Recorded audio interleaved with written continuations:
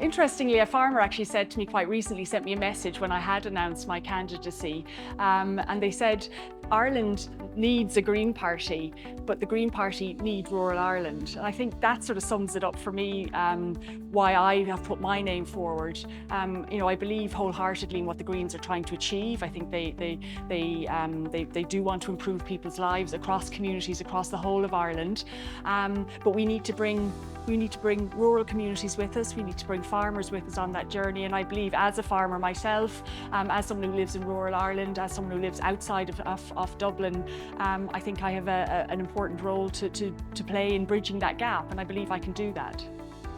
I think there's a sense that we're too preachy with people. There's a sense that we like to tell people how to live their lives, and certainly that's not the sense I want to bring to the party. I think we have to work with people, understand their own challenges, their own concerns, and meet people on the ground and come up with the solutions collectively together. A top-down approach doesn't work. Usually doesn't work in any situation, whether it's coming from the government or from a hierarchy in an organisational structure.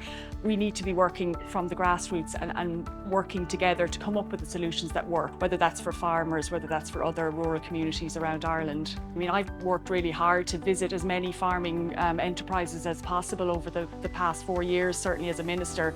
As a farmer myself, I can see the things that have worked well on our farm and the things that haven't worked well. I think I have that real understanding. And I think as leader, I would certainly be expecting my TD senators and councillors to acknowledge the good work that's going on. There is a sense that it's never enough. There's not enough work being done. But in fact, there's an awful lot of really proactive work being done by farmers on farms across the country. And I think we do need to acknowledge that more. I think all farmers realise the importance of delivering on climate action, of improving the water quality, from their farms, of improving biodiversity. I think there's a general acceptance there. So what we now, and what I believe as leader I will bring to the Green Party is a workable situation, something that is affordable for farmers to do, it's easy to do, and it actually makes sense for them to do. I think we've seen some good examples of that in this term of government. For example, aspects like the multi-species swards measure, red clover silage. I mean, they're really Green Party driven policies. Multi-species swards never got a mention in the Shannon or the Dáil until the Greens entered government. I've had it on our farm for about the last 8 or 9 years, so I know how it works and how it can't work. So I think it's important to put in measures that are affordable for farmers, that are easy for them to do, and help them, helping them help us and the government in delivery of targets. So it's great to see those rolled out. Clearly, something like organic farming is very close to my heart, and we've certainly seen an increase numbers of farmers, flocking to that. Really, we've gone from 1,600 in 2020 to 5,000 now, and that's well on the way to the target of about 10% of the land of Ireland farmed organically by the end of this decade. Farmers have engaged with that.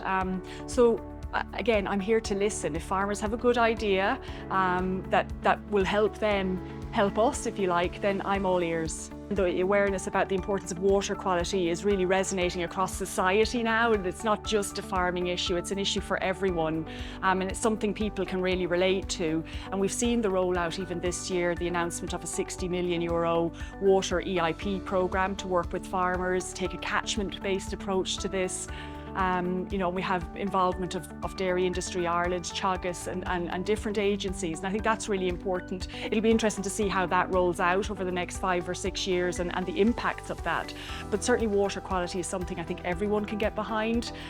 We do need to see our state agencies though step up to the mark.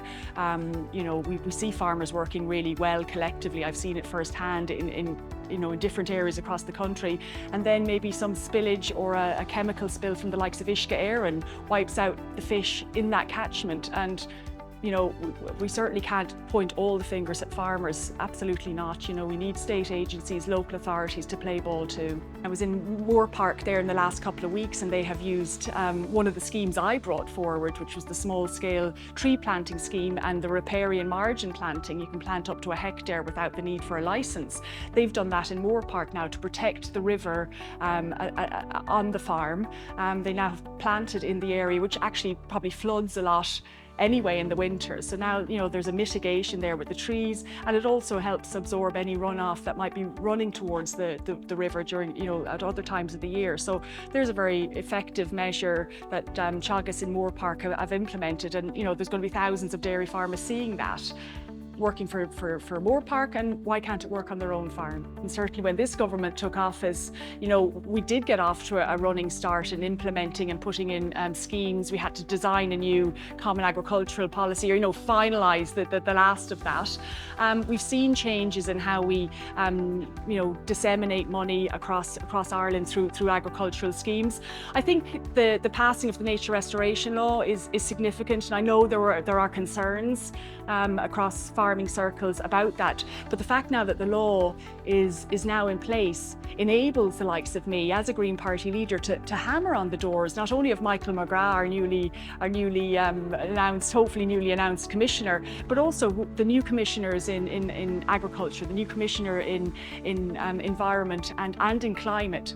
I can hammer on their doors and say, we need the funding. You have to allocate more funding to support our farmers in Ireland to get with nature restoration, because there is a desire to do that. Everywhere I go, people want to do it. Farmers want to do the right thing by nature and water quality, and funding from the European Commission will support them in doing that.